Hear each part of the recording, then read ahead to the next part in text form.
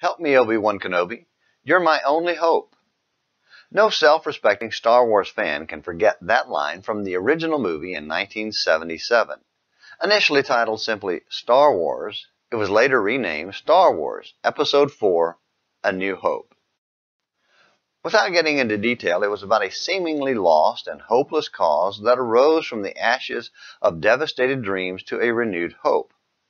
Sort of like how our previous looks at the curses of Deuteronomy 27 and 28 left us with the curse of sin weighing heavily on our shoulders, lost in misery, seemingly without a hint of hope. But even there, while staring at the ashes of destroyed dreams, God's people were reminded there is hope, even when everything seems hopeless. The curses were terrible and could have left the reader with a sense of hopeless despair, but further reading finds God's promise of a new hope.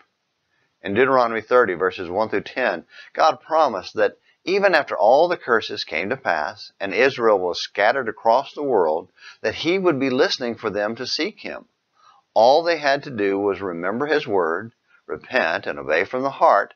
Then He would bring them back from captivity, restore them to the land, and rain blessings on them again.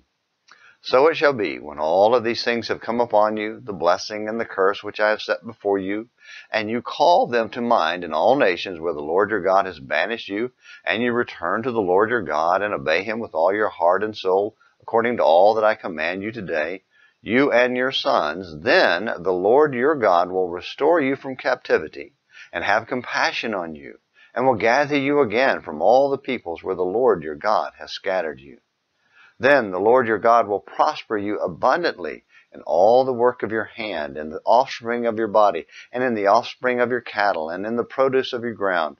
For the Lord will again rejoice over you for good, just as He rejoiced over your fathers, if you obey the Lord your God to keep His commandments and His statutes, which are written in this book of the law, if you turn to the Lord your God with all your heart, soul, and mind.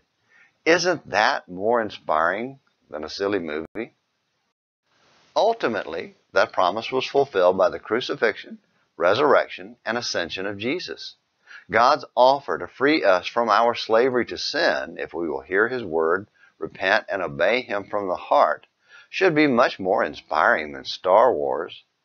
And if God could offer forgiveness to the very ones who cried, "Crucify," in Acts 2, verses 36 through 41, then it makes sense that the offer is extended to us.